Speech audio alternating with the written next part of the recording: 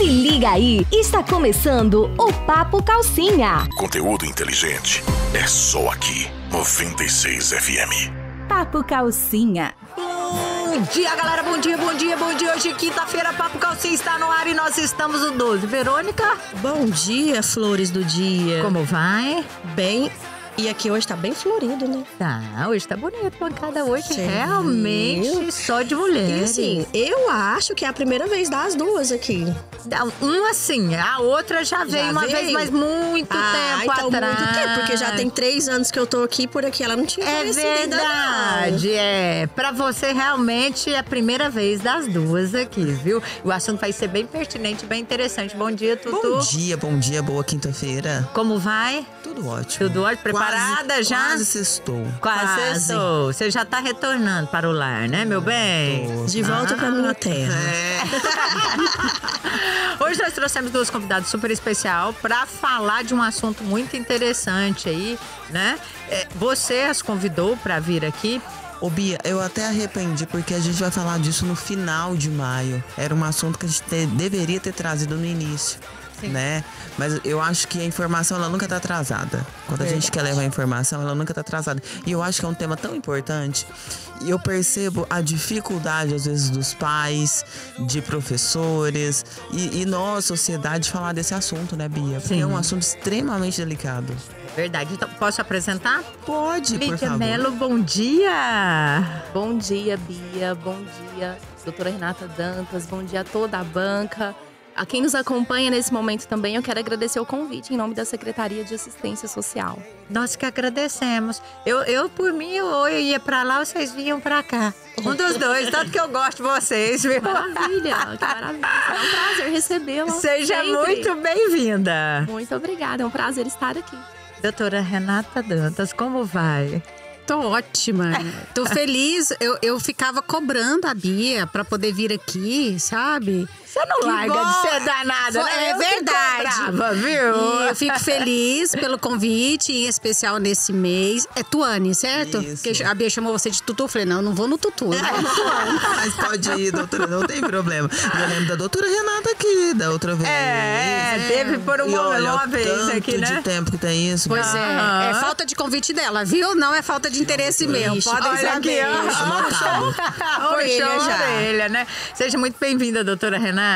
Obrigada. Eu que agradeço a oportunidade. Pra quem não sabe, gente, a Lídia da Assistência Social, doutora Renata, ela é promotora da Infância e Juventude aqui na cidade de Rio Verde. Já está em Rio Verde aí há mais de 10 anos, Tô né, desde doutora 2011. Renata? Desde 2011. Então, Mas na 14 infância não, anos. né? Não, na infância são 4 anos. São 4 anos. Desenvolvendo projetos aí, ó, junto com o Poder Executivo e Legislativo aí. Gente, essa mulher não para. Deus me livre, ela parece, sabe aquele desenho do bichinho que ele anda e não cansa? O da bicicletinha?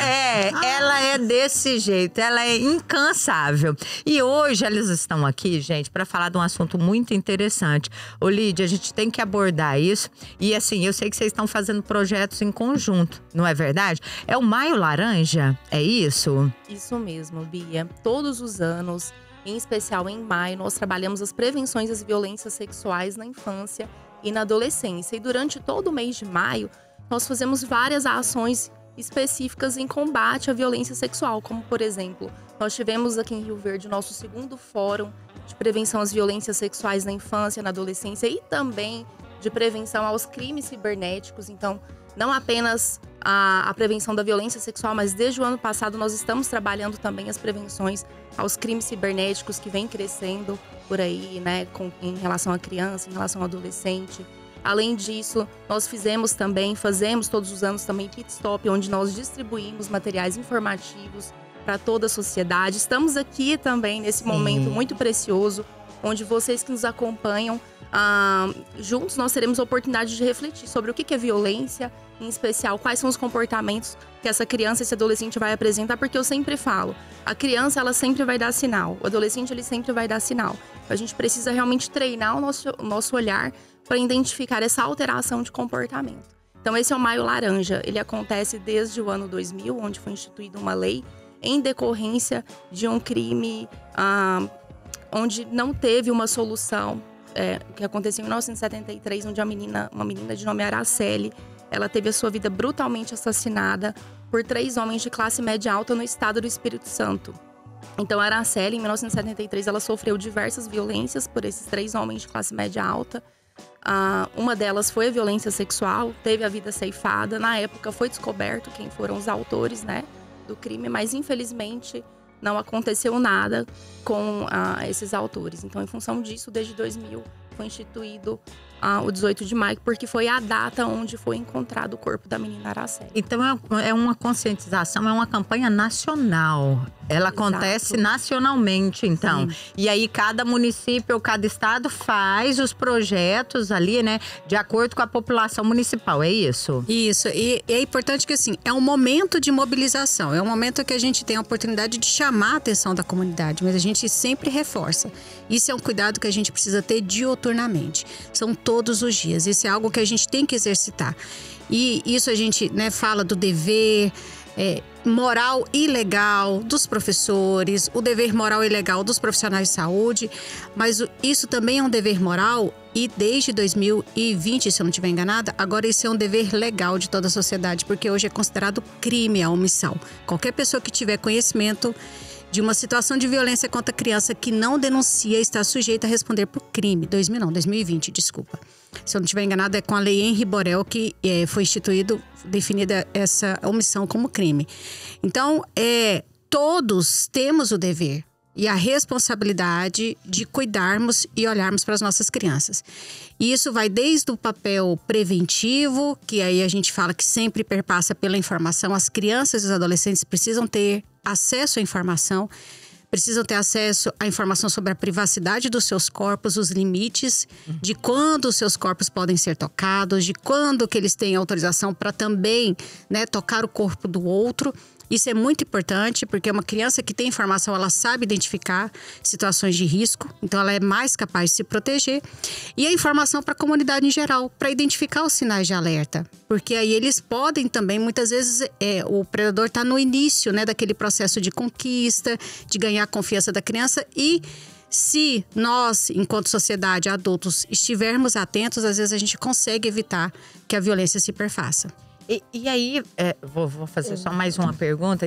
Então, o objetivo da campanha, o objetivo geral, doutora, é informar e sensibilizar a sociedade, a comunidade no geral, sobre essa gravidade aí da violência sexual infanto-juvenil. Seria esse o objetivo principal? Exatamente. As prevenções das violências sexuais na infância e na adolescência. E a gente aproveita esse momento, né, e a gente amplia um pouco mais. Porque, além da violência sexual, nós atendemos diariamente aqui no município crianças que são vítimas de violência física, violência psicológica, que ainda é muito pouco falado e que traz enormes consequências negativas futuramente na vida dessa criança, desse adolescente. E também crime cibernético, é sempre a prevenção. E a gente que tem criança sempre tem que ficar atento, né?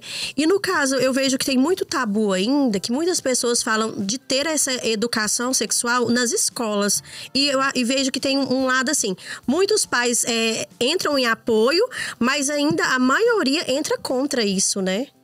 Sendo que, assim, a gente tem que fazer a educação em casa, mas eu acho que na escola também ajudaria bastante. Muito. É importante a gente quebrar esse tabu. Quando a gente fala de educação sexual, talvez até pelo termo, as pessoas já pensam que nós vamos tocar, né, já na questão do sexo com uma criança de 9, 10 anos. Não é esse o objetivo, né? A escola, por óbvio, até pela definição, né, das disciplinas, dos conteúdos que são ensinados, ela parte do pressuposto de qual é a capacidade da criança de acordo com sua faixa etária, né? Que tipo de compreensão que ela pode ter daquele assunto.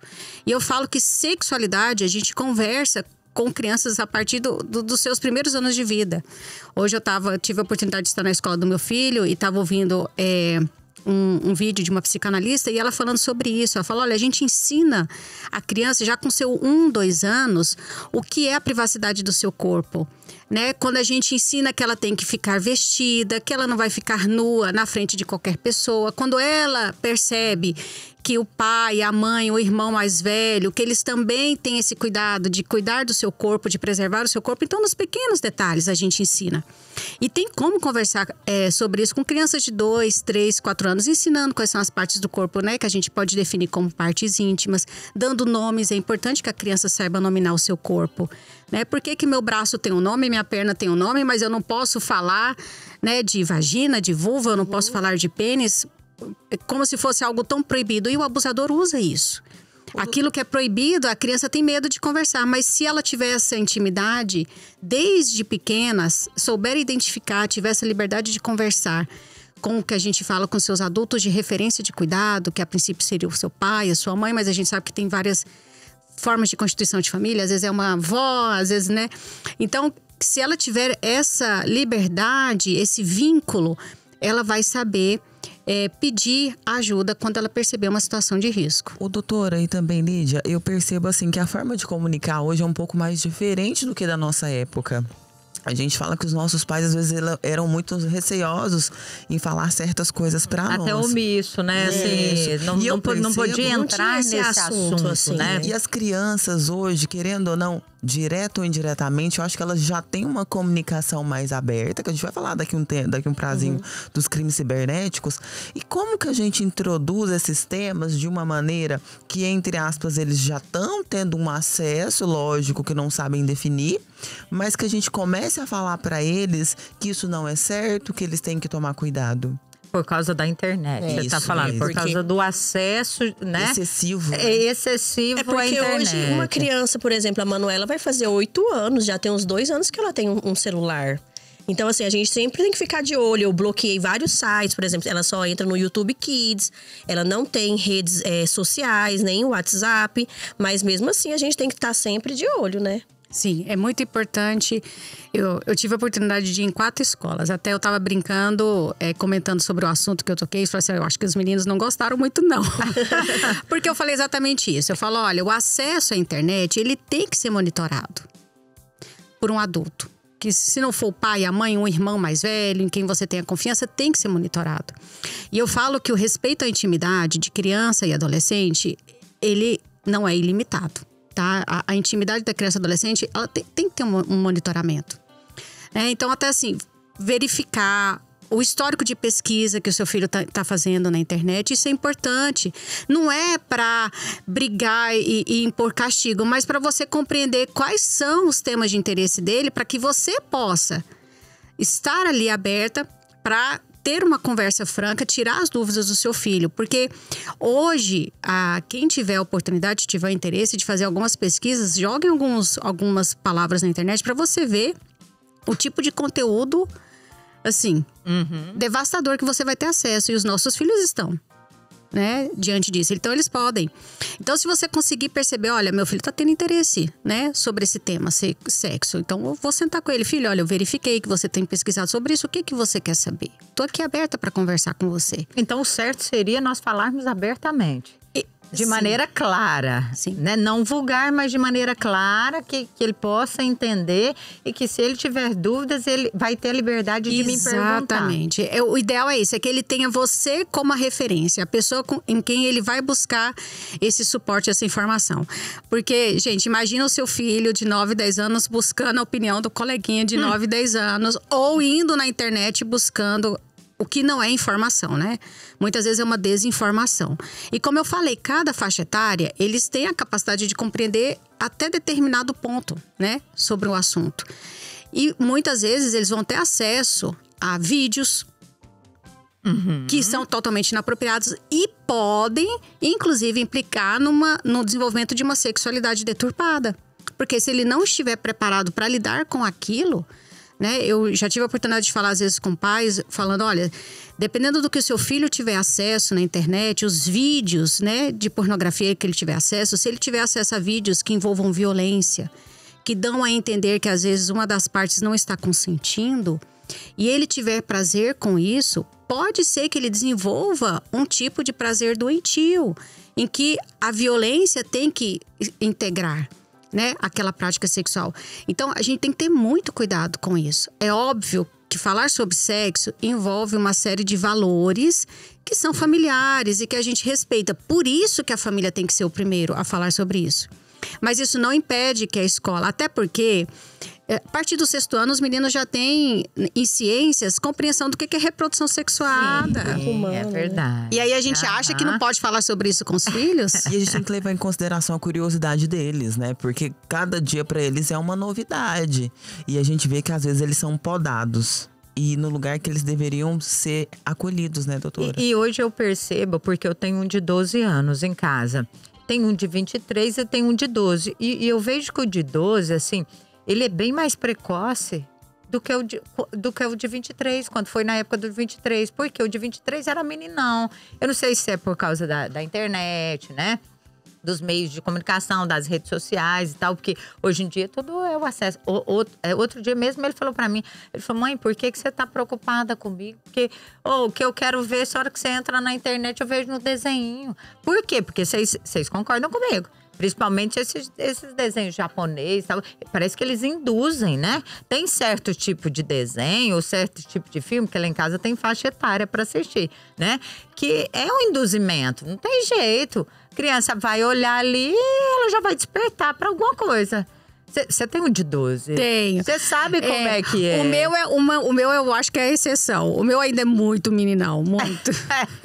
E o meu já é muito ativo. Mas assim, eu percebo como essa comunicação. A gente tem essa comunicação aberta.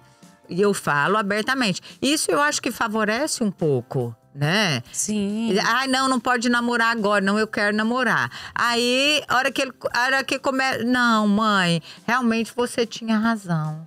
Não é o momento, né? Eu tento manter um vínculo de amizade para quê? Para ele retornar comigo com a informação para me orientar, não é? E o certo seria esse? Sim, sim. Eu tava falando, hoje eu tava assistindo um vídeo de uma psicanalista, eu vou até procurar aqui o nome, porque eu achei fantástico, eu guardei, porque eu quero assistir. É uma série de vídeos da doutora Vera Laconelli. Conhece, doutora Lídia? Eu achei interessante, e aí me parece que está disponível nas plataformas da Casa Folha. E aí ela falando muito sobre isso. Ela falando, olha, ouça os seus filhos. Compreenda qual que é o interesse dele. Porque também a gente tem muito disso. Às vezes a gente introduz algo, uma temática que não era totalmente o interesse da criança. Então, ouvir a pergunta, né? E às vezes, se você ficar em dúvida o que ele quer saber, dê a oportunidade dele se explicar. Então, ela deu… Tem um exemplo clássico que todo mundo fala. Às vezes a criança chega pro pai e fala, pai, o que é sexo? Aí o pai já fica desesperado, já chama a mulher e agora… Não sabe o que responde. Vamos sentar na mesa, abre um monte de livro, pega vídeo, explica tudo. Aí fala assim, entendeu, filho? Era isso que você queria saber? Ele falou, uai, pai, não sei. É porque eu tinha visto lá uma plaquinha assim, sexo masculino e sexo feminino. E era só isso. Não tem nada a ver, né? Então, e assim, já introduziu o assunto que não era do interesse dele. Então, assim, o que é sexo? Tá, filho, vamos conversar sobre isso. O que propriamente você quer saber? Onde você viu essa palavra? Em que contexto você ouviu? Me explica para eu tentar compreender, né? E às vezes eu falo muito pro meu filho. Não tem problema, gente, reconhecer que somos falíveis, que a gente não tem conhecimento de tudo. O que a gente não pode é deixar sem resposta. Então, às vezes ele me faz perguntas que eu falo, filho, você me dá a oportunidade de eu buscar melhor a informação e depois a gente volta nessa conversa? Porque a mamãe precisa estudar um pouquinho sobre isso, eu vou precisar buscar um subsídio pra gente poder conversar melhor. Eu não me sinto preparada agora.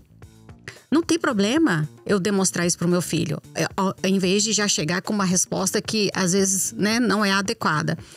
E ter essa oportunidade de ouvir. Essa psicanalista falava muito, gente, ouça, perceba o que é que seu filho tem interesse, né? Só que ela fez uma observação e aí eu falei assim, eu tava ouvindo, eu falei, eu acho que eu vou dar uma opinião, vou ter a minha opinião diferente da dela, nem sei se eu tenho autoridade para isso. Mas a gente vive num momento hoje que nem sempre dá pra gente esperar. Não. O seu filho nem sempre vai te perguntar e nem sempre vai buscar em você, porque hoje eles estão vivendo um momento diferente. Na nossa época, sim, a gente tinha que perguntar para alguém. Porque se a gente não perguntasse para alguém, a gente não tinha muito acesso de onde procurar. Era difícil encontrar numa biblioteca livros que ensinassem isso. Né? Mas hoje eles têm o acesso à informação muito facilitado. Então, às vezes ele não vai te perguntar, mas você tem como perceber. Na minha filha, que hoje tem 17 anos, eu antecipei o assunto. Quando eu percebi, a gente comentando, ela assistindo uma propaganda, e ela tinha 9 para 10 anos, e ela fez um comentário que eu falei, opa, ela já tem algum conhecimento e ela já tem algum interesse no assunto. Ela viu um homem dando um beijo numa mulher, era uma propaganda, não era um filme. Só que mostrava só do pescoço para cima. Nós, adultos, compreendíamos que muito possivelmente estavam nus, a não ser que ela estivesse com uma roupinha que não aparecesse, mas o homem, você percebia que não estava vestindo uma camisa. E eu lembro que ela falou assim, mãe, acho que eles vão fazer aquilo. O que era o aquilo? Eu deixei passar. Depois a gente foi conversando, uma conversa muito tranquila. Mas você notou que ela já estava atenta. Percebi que ela tinha, né? Bom, o que é o aquilo que ela, né, falou? Então vamos conversar sobre isso. Já o meu filho eu tive que esperar bastante. E ele não me fez perguntas. Eu falei, mas já tá na idade, então vamos conversar, né? Mas de uma forma bem tranquila, sem criar muito ritualismo. Né? A gente fala sobre as coisas do dia a dia de uma forma tão tranquila. Se você cria todo aquele ritual, nossa, os meninos já ficam, eu falei, não, eu não vou mais nem perguntar pra minha mãe sobre aquilo, porque, nossa, foi, né, super constrangedor. Mas você tem que confessar que é constrangedor. Um determinado momento, o Kalel, eu em casa e tal, e assim, acorda tarde no dia domingo, né? E eu estava com meu marido no quarto, trancado. E aí ele bateu na porta, eu falei, só um minuto, nós estamos conversando aqui. Passou-se uns minutos. Eu abri a porta e falei, o que é que vocês estavam conversando? Com a cara já de, sabe, de raiva, de lerdo mesmo. Eu falei, não, a gente estava conversando sobre você. Ele, mamãe, por favor, eu sei que eu não vim da cegonha. Pode me falar a verdade. Desse jeito. Aí, nós que somos pais, porque às vezes você tá preparado e não está. E a maioria dos pais, eles não estão preparados. Por isso que eu acho interessante, né? Essas campanhas educativas. Porque parece que a gente nunca tá preparado para o momento da explicação. E muitas das vezes, nós pais, nós erramos na explicação. Às vezes a gente acha, por exemplo, outro dia com a doutora Edilamar, eu fui tirar dúvidas. Eu falei assim, como que eu abordo? Como que eu respondo? Não é? Porque tem muita gente que ainda não tem acesso a isso, assim. Tem mamães e papais, porque são criações... Sim. Cada família tem uma criação diferente. Vocês sabem disso. Eu, por exemplo, eu tenho 44 anos, eu nunca vi a cor da perna do meu pai. Porque ele nunca vestiu uma bermuda na minha frente. De tão sistemático que ele é. Na minha casa... já anda todo mundo de calcinha, de cueca, de pijama. Então, assim, criações totalmente diferentes, né? Então, assim, essa fala que vocês fazem, essa campanha que vocês fazem é muito importante. Eu acho que, assim, principalmente para nós que somos pais. Para ensinar a nós também a como abordar esse assunto, a como entrar, como você falou aí agora dos seus meninos. Uma, você viu que estava na hora, a outra estava passando a hora e falou, não, deixa eu... Não é? Deixa eu entrar aqui antes que ele descubra sozinho. E essa campanha, ela serve para isso também, não é isso? Exatamente. Quando a gente fala de prevenção, a gente vai falar sobre vínculo. É muito bacana isso que a doutora Renata compartilhou conosco, da experiência dela, com a filha dela. E a gente percebe o vínculo, né, que vocês têm. Para que a filha dela consiga falar o que ela percebeu, para que a filha dela consiga falar aquilo que ela acredita que pode acontecer ou não. E quando eu trago essa questão de vínculo, eu trabalhei muito tempo, pessoal, no CREAS, que é uma unidade que faz atendimento diretamente para crianças que foram vítimas de violações de direito, dentre elas a violência sexual. E a gente percebe a importância que é essa relação do cuidador para com a criança. Então, o vínculo, ele é um fator de proteção, porque quando eu tenho vínculo com a minha criança, quando a minha criança, o meu adolescente, ele se sente realmente à vontade para chegar até mim, para falar o que está acontecendo, o cenário ele muda. Porque o que muitas vezes o suposto, a suposta abusadora vão utilizar? Vão utilizar justamente dessa fragilidade desse vínculo para fazer ameaças. Para trazer a seguinte questão, olha, isso que está acontecendo aqui entre eu e você é segredo, você não pode contar para ninguém. Se você contar, ninguém vai acreditar. Então, olha só, se você contar, ninguém vai acreditar em você. E por que será que esse abusador ele fala sobre isso? Porque ele sabe que tem uma fragilidade de vínculo ali. E qual que é um fator de proteção? Trabalhar essa relação com essa criança. E eu falo que trabalhar essa relação, essa construção do vínculo é diariamente. Eu falo que vínculo é como se a gente fosse construir uma casa. A gente não consegue construir uma casa da noite pro dia. Digamos assim, as casas raízes, viu, pessoal? Porque eu sei que hoje já temos aí construtoras, né, que constroem de uma forma muito rápida. Mas eu trago essa analogia no sentido de que, né, um dia eu vou lá e coloco um tijolo, aí depois eu vou lá e coloco, né, eu consigo construir uma parede, de repente vem um vento, derruba essa parede, eu vou analisar onde foi que eu errei para construir novamente essa parede de uma forma mais forte, mais resistente. Então o vínculo é isso, é conversar, é estar genuinamente com essa criança, com esse adolescente. E eu faço esse convite para quem nos escuta, observe como que você fala com o seu filho. Faça essa pergunta, como que está a qualidade de escuta do meu filho? Eu escuto aquilo que ele diz, eu escuto também aquilo que ele não diz, eu leio aquilo que está nas entrelinhas ou não. A criança, quando vem me mostrar alguma coisa, automaticamente, por exemplo, ela vem me mostrar um desenho, automaticamente eu olho e falo, nossa, que lindo! Mas eu realmente parei para observar o que ela desenhou, quais foram as cores que ela utilizou, o que ela escreveu nesse texto, né? Então, é a relação. A gente precisa fortalecer essa relação, dar abertura para que essa criança, para que esse adolescente traga diversas situações que aconteceram. Sempre falo também, quando a criança ou adolescente traz algo que não é aceitável em termos morais naquela família, acolha, né? Acolher não quer dizer que eu vou concordar. E aí você vai trabalhar isso, né? Olha, eu agradeço por você estar contando para a mamãe, para o papai. Como que é isso para você, né? Como que é falar isso para você? Como que é pensar assim? Onde que você viu? Onde que você aprendeu isso? E aí você vai trabalhar aquilo com a criança, você vai mostrar outras perspectivas. Por que que eu trago isso? Porque se a criança traz algo que eu discordo imediatamente, eu já me coloco em uma posição onde ela tá errada sem ouvi-la, o que que vai acontecer? Ela não vai me contar mais. Ela já vai saber, nossa, isso eu não posso falar de jeito nenhum para minha mãe, para o meu pai, porque eles não vão me entender, vão ficar bravíssimos comigo, então eu não vou contar nunca mais. Então acolha, lembrando, acolher não quer dizer concordar. Sim. E aí você vai trabalhar com essa criança. E um outro ponto que eu gosto muito de trazer. Quem é legal não pede segredo. Trabalhei muito tempo com crianças muito pequenas.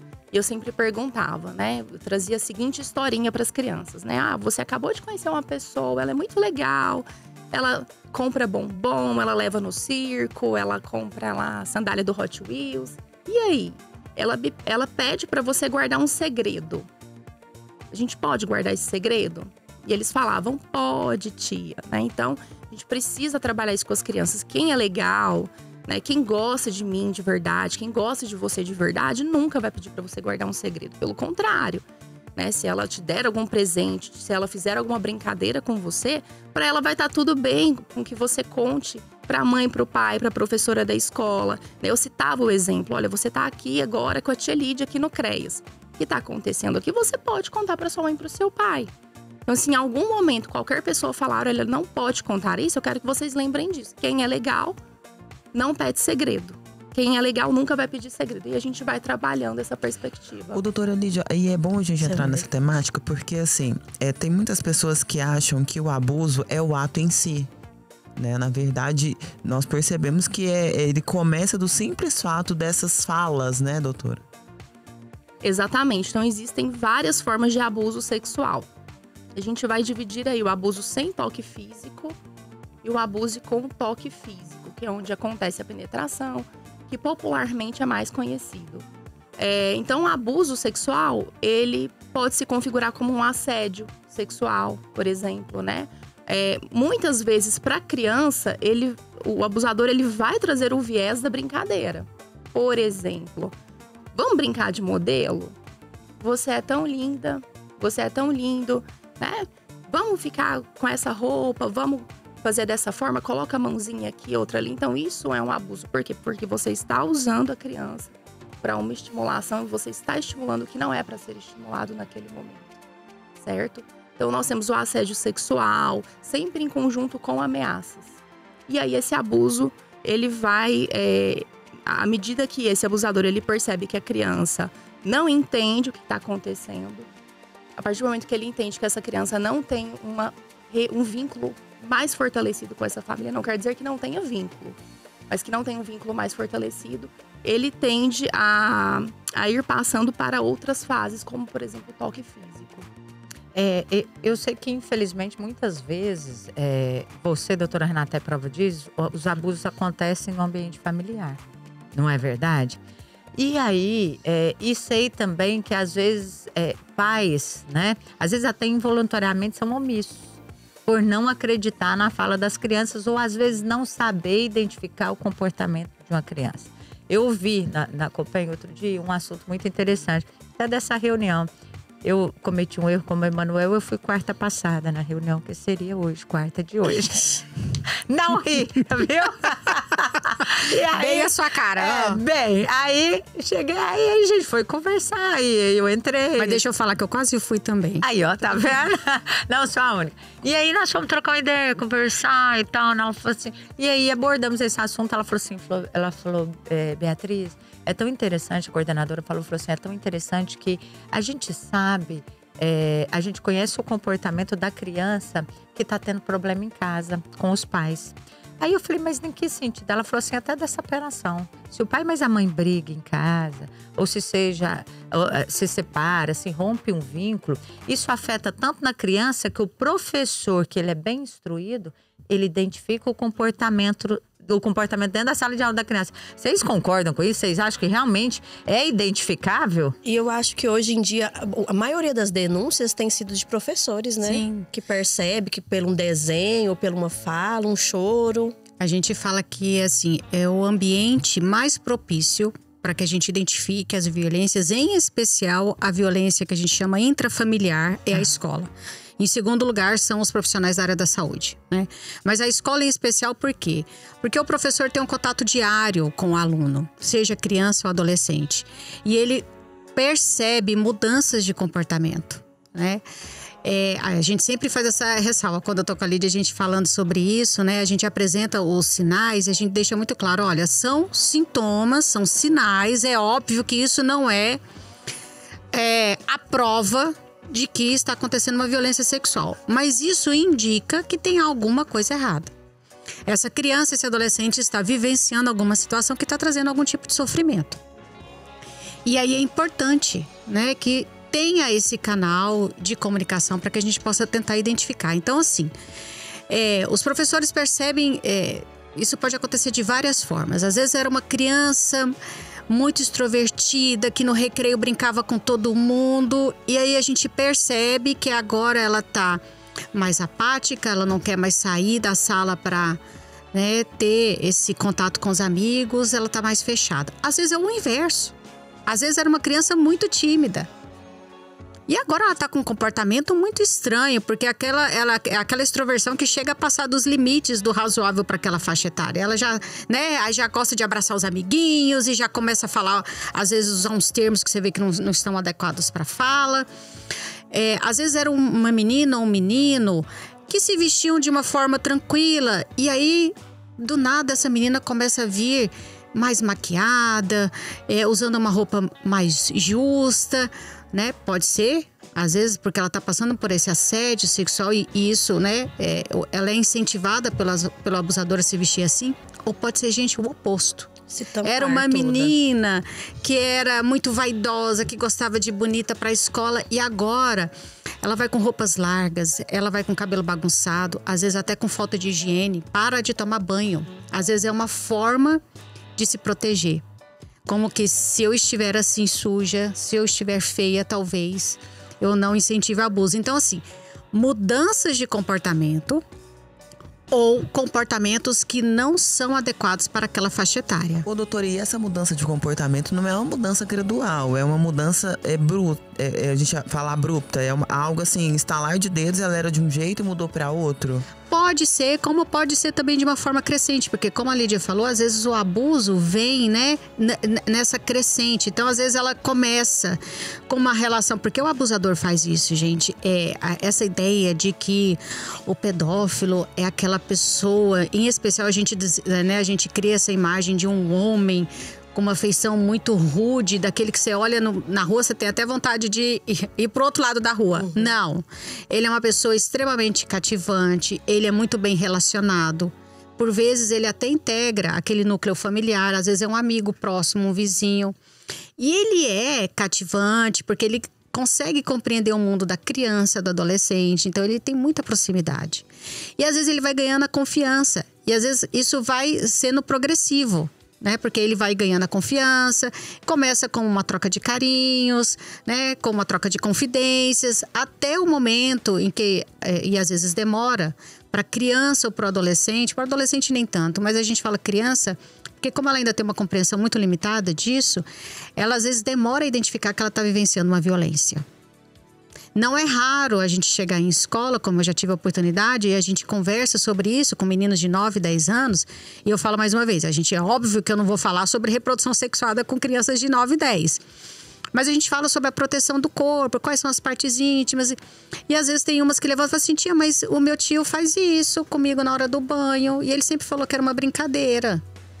E ela não vai apresentar sintoma porque ela está vivenciando aquilo como se fosse um carinho. Ela ainda não identificou que é uma violência. Aquilo é normal para ela, porque ele inseriu na cabeça dela que aquilo era normal. E ela não recebeu informação de que o corpo dela é dela, que ela tem autonomia sobre o corpo dela, que ela, mesmo sendo criança, porque isso é muito importante, enquanto sujeito de direitos, ela pode dizer não, ela tem o direito de consentir ou não, porque isso é importante. E aí nós pais temos uma importância muito grande nisso, porque a gente falha.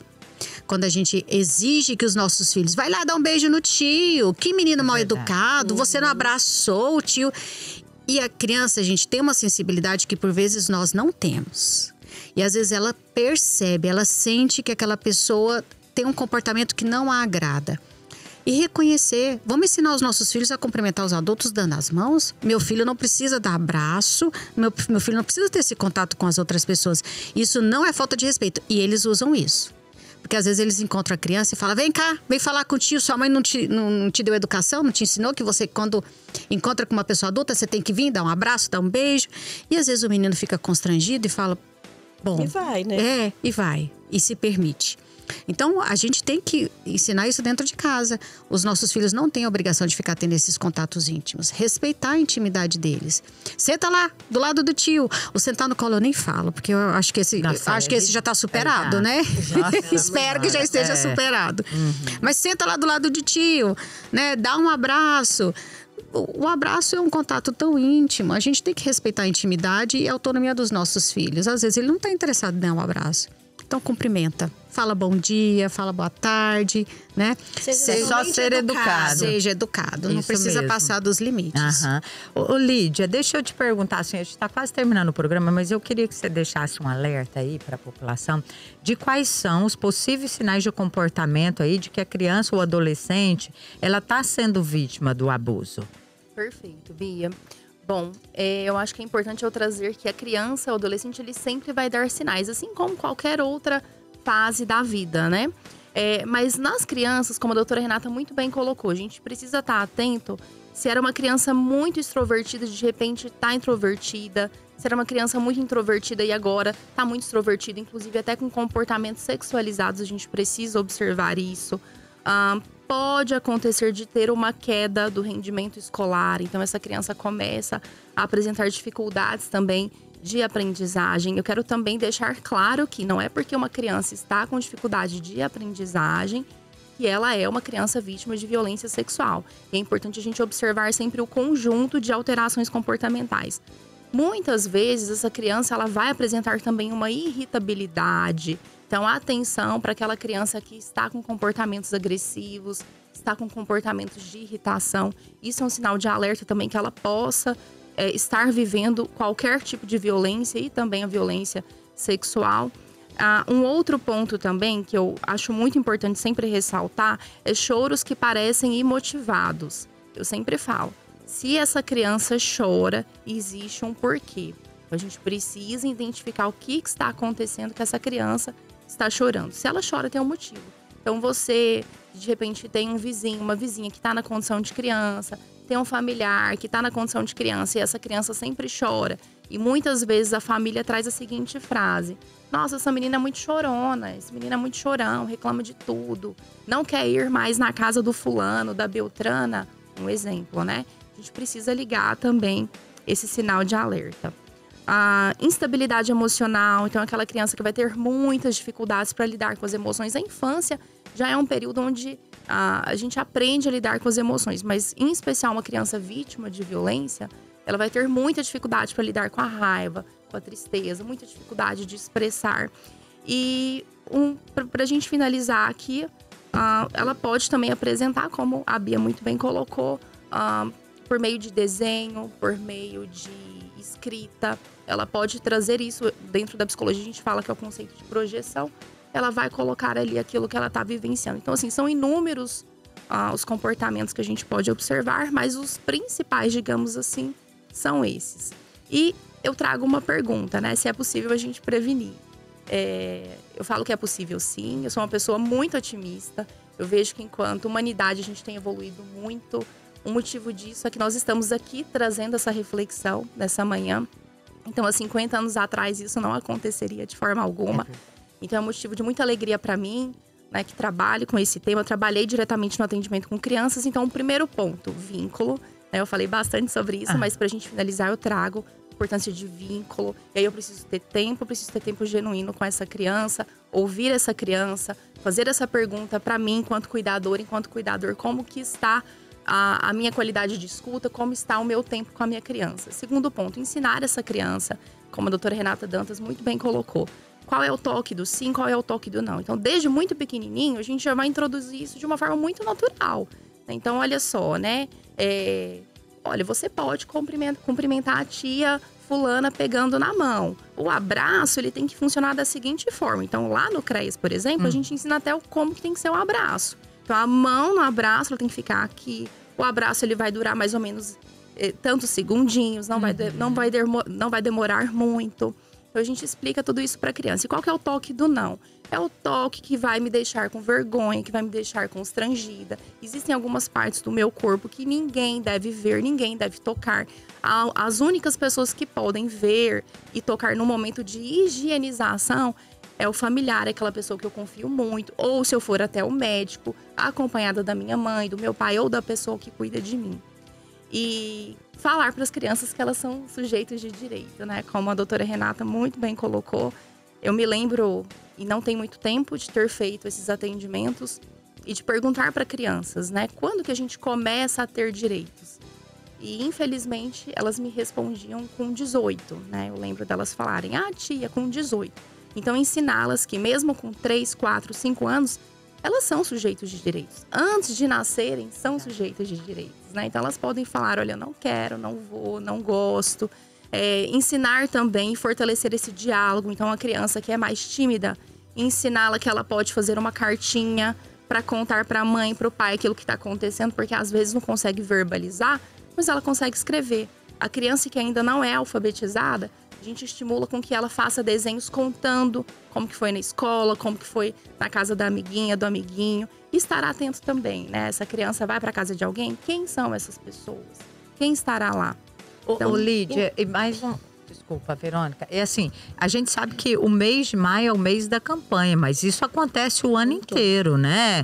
Vocês fazem projetos o ano inteiro, vocês conscientizam a população o ano inteiro e vocês estão abertos para atender essas pessoas o ano inteiro. Não é verdade? E eu quero até acrescentar, porque você tinha falado isso, Bia, antes, sobre as dificuldades que nós, enquanto pais, né? Porque somos de uma geração diferente. Sim. E a gente tem essa dificuldade, eu falo que a gente não tem esse instrumental, porque nós não recebemos isso, né? Na nossa criação, de como tratar desse assunto com os nossos filhos. Não tenham medo de reconhecer seus limites. Não tenham vergonha de pedir ajuda. Então, eu falo assim, você tem acesso a um psicólogo, uma pessoa da sua confiança com quem você possa conversar, faça isso, converse com ele. Eu não tenho acesso. Nós temos a unidade CREAS, né, que é o Centro de Referência Especializado em Assistência Social. Eu não moro perto do CREAS. Para mim é difícil. Nós temos 3 CRAS em Rio Verde, espalhados no município. Lá você vai sempre ter à sua disposição ou uma assistente social, ou às vezes uma psicóloga, ou pessoas de outra área de formação que vão poder te orientar nesse sentido. O CREAS trabalha, e o CRAS também, né, com os grupos envolvendo famílias. Então são várias temáticas que são trabalhadas lá. E inclusive nesse sentido, trazer esse instrumental, ensinar para os pais, né, a forma correta de educar, sem precisar usar da correção física, como criar e desenvolver esse vínculo com seu filho.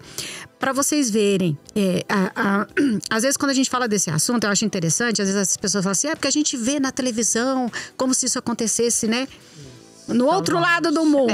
Só longe. Isso acontece aqui. Então eu tive a oportunidade, essas últimas semanas, eu visitei 4 escolas, na próxima semana eu vou em mais 2. Em uma delas, uma adolescente veio falar comigo, de 14 anos. Falou, tia, eles me chamam de tia. Eu me identifico lá como tia. Ela falou, tia, isso aconteceu comigo. O meu pai abusou de mim. E aí ela falou assim, eu contei só a primeira parte para minha mãe. Porque foi há muito tempo atrás, então o primeiro toque que ele fez eu contei para minha mãe. Só que depois ele fez algo pior com a minha prima e ele está preso. E ela falou para mim assim...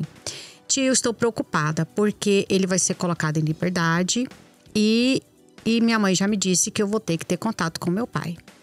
Como que eu... Aí eu falei pra ela, meu bem... E aí ela foi me contar que já tinha acontecido outras situações. Ela falou assim, mas eu não tive coragem de falar com a minha mãe. Às vezes precisa reconstruir esse vínculo. E o meu pai... Logo, né, quando ele foi, né, se aprofundando nos toques, ele falava pra mim assim, se você contar pra alguém... Sabe o que vai acontecer comigo? Eu vou ser preso. Você sabe o que vai acontecer comigo na cadeia? Ou seja, colocou nela a culpa, a responsabilidade que não é dela. Eu olhei pra ela e falei pra ela assim, meu bem... Falei, a primeira coisa que eu quero que você entenda... O que hoje está acontecendo com seu pai não é responsabilidade sua, é responsabilidade dele. O comportamento foi dele, quem tomou a decisão errada foi ele. Você é vítima, dele, né? Você não tem responsabilidade nenhuma sobre isso. Segundo, falei pra ela, você tem o direito de decidir se você quer ter o contato com seu pai quando ele for colocado em liberdade. É um direito seu. E se você quiser, quem vai definir como esse contato vai ser feito vai ser você. E eu te peço, eu falei pra ela, eu estou te pedindo para que antes que seu pai, né, saia, eu quero que você tenha a oportunidade de falar com a sua mãe. Ainda que você não se sinta à vontade de falar tudo, mas você chega pra sua mãe e fala, mãe, lembra que eu te contei uma situação? Não foi só aquela. E eu não me sinto à vontade, não quero ter contato com meu pai, ou se for pra eu ver meu pai, eu quero que você sempre esteja comigo. Eu falei pra ela, você vai definir as regras. Você tem o direito de definir essas regras, né? E ainda falei pra ela, se você tiver dificuldade de falar com sua mãe sobre isso, né? Entre em contato comigo, peça ajuda aqui na escola. Mas não se permita, eu falei pra ela, não se sinta obrigada a isso. Pra você ver a importância da construção desse vínculo. E a importância da campanha. Sim. Porque se você não estivesse ali, talvez ela ia guardar isso para ela. E o sofrimento que se trazer para ela sem o conhecimento seria imenso. Sim. Não é verdade? Gente, eu gostaria... Por Quero favor. falar em relação às denúncias. Qualquer pessoa pode fazer a denúncia pelo Disque 100. E essa denúncia, ela sempre tem que ter provas ou não? Se você já presenciou, ou já viu, ou percebeu ou também... se desconfia, né? Se desconfia, eu posso fazer essa denúncia? Seria de forma anônima? Não seria de forma anônima? Eu tenho que me identificar? Como é que é feito? Não é exigido que você seja identificado. Eu sempre uso o Disque 100, que é o mais fácil. Gente, é o Disque 100 mesmo. É 100, ligação gratuita, 24 horas por dia. Existem outros canais também de comunicação. O Disque 100 hoje já tem o WhatsApp, tem também pela internet, tem também com tradutor em Libras. Mas assim, o Disque 100 é o mais fácil. Você vai entrar em contato, vai ter sempre uma pessoa que vai te atender, vai pedir informações. O importante é trazer um mínimo de informação para identificar, porque é extrema. E isso, o que acontece? Ele é um número nacional, eles recebem a informação e imediatamente encaminham para o município da localidade. Isso pode chegar para o Ministério Público, às vezes vai direto para o conselho ou vai para a polícia. Eles mesmos fazem, né, a definição de para quem que eles vão encaminhar. E é extremamente frustrante quando eu recebo, às vezes, a notícia e fala assim, perto da minha casa tem 3 crianças que estão passando por isso, ponto. E não fala o nome, não me fala o setor. E você fica eu sei que está acontecendo alguma coisa com alguma criança, mas eu não tenho condições de identificar. Então, assim, um mínimo de elementos de identificação é o que a gente pede. Pelo menos o endereço. Você não vai precisa lá, tira, né? Olha, no seu endereço, mas assim, tem como você descrever? Olha, no setor tal, é uma casa com muro verde, com portão cinza em frente, e eu sei o primeiro nome das crianças e o nome dos adultos. Já é suficiente, já é alguma coisa para que a gente inicie uma investigação. Não precisa, é óbvio que você não precisa ter provas, a gente não exige isso da comunidade, né? Quem vai produzir provas somos nós, né? Que integramos o sistema de justiça, polícia, Ministério Público. Então não se preocupem com isso, mas precisa de um mínimo de elementos para que a gente consiga identificar a família, para que a gente tenha a oportunidade de ir ao local para fazer essa averiguação. É isso que a gente precisa. Olha aí, eu quero agradecer a presença de vocês. Gostaria que vocês voltassem numa nova oportunidade, porque é um assunto muito interessante. E não é um assunto só para a campanha, só para o mês de maio, né? É um assunto que ele tem que ser falado o ano inteiro. Não é verdade? Sim. Então, assim, aqui nós estamos abertos. Eu já vou até estender o convite. Não é um convite, vai ser uma obrigação de virem na outra rádio para falar sobre isso, na Rio Verde. Porque eu acho que, assim, quanto mais informações vocês levarem, melhor, não é verdade? Então, o público de uma rádio é um, o público da outra rádio é outro. Então, assim, vamos organizar para que, né, para que vocês estendam aí essa campanha. E, Lídia, volta mais vezes. Eu adorei te conhecer pessoalmente, que era só por telefone, não é verdade? Mas a gente já se identifica. Venha mais, as nossas portas estão abertas sempre para vocês levarem informação aí para o cidadão rioverdense. Muito obrigada, viu, Bia? O prazer foi meu, né, de conhecer pessoalmente. A gente que sempre conversa Sim. bastante por telefone. E será um prazer estar aqui com vocês. Eu agradeço em nome da Secretaria de Assistência Social. Obrigada. E de todos os projetos, viu? Pode vir falar de todos. Não só desse, mas de todos. Que eu sei que é um número grande de projetos aí que vocês estão realizando na cidade de Rio Verde. Já tem um programa para a próxima vez delas. Já tem tema, Acho que elas nem sabem, mas eu vou deixar no ar. Vai que vem mês que vem já. Nós falamos dos crimes cibernéticos. Porque hoje a gente não deu nesse tempo, assunto, né? Mas pode ser, eu acho que é um programa bacana. Pode ser? Claro, com certeza. Então muito bem. Doutora Renata Dantas, assim, eu sei que você não quer me ver do tanto que você anda me vendo. Não é verdade? Mas olha, que prazer recebê-la aqui. Você sabe que eu sou uma admiradora da sua pessoa, né? Da sua profissão, do que você faz. É bandeirinha levantada mesmo, viu? Eu agradeço muito sua participação. Obrigada, Bia. Você sabe que é recíproco. Te admiro também muito. Quem não sabe aqui, eu já tive a oportunidade de fazer uma homenagem há quantos anos atrás, né? Lá no Ministério Público. Um reconhecimento. Eu falei assim, eu tinha três servidores dentro do Ministério Público que, assim, que eu admirava muito. E a Bia era uma delas, né? E foi uma singela homenagem, mas foi uma forma da gente reconhecer que ela faz um trabalho fantástico ali dentro. Muito humana, muito carinhosa. Mas vou chegar em você ainda. Tá bom. Eu tô subindo a escadinha, viu? Eu ainda chego lá. E aí, olha, é um prazer imenso estar aqui. Para a próxima pauta, eu vou dar uma sugestão. Vamos trazer alguém da Polícia Civil. Nós temos aqui em Rio Verde uma delegacia especializada nos crimes cibernéticos, né? E eles têm um trabalho fantástico. Seria interessante a gente trazer alguém da Polícia Civil para poder falar sobre esse tema também. Você deixou espaço, você não conhece alguém ali, minha filha, Lídia. Você vai ver, seu telefone não vai parar, viu? A gente tá no meio da entrevista, eu fico matutando. Gente, faltou falar disso, faltou falar daquilo. Já tenho aqui vários programas pros próximos. Olha aí. Ótimo. Um beijo pra vocês e até mais. Beijo, galera.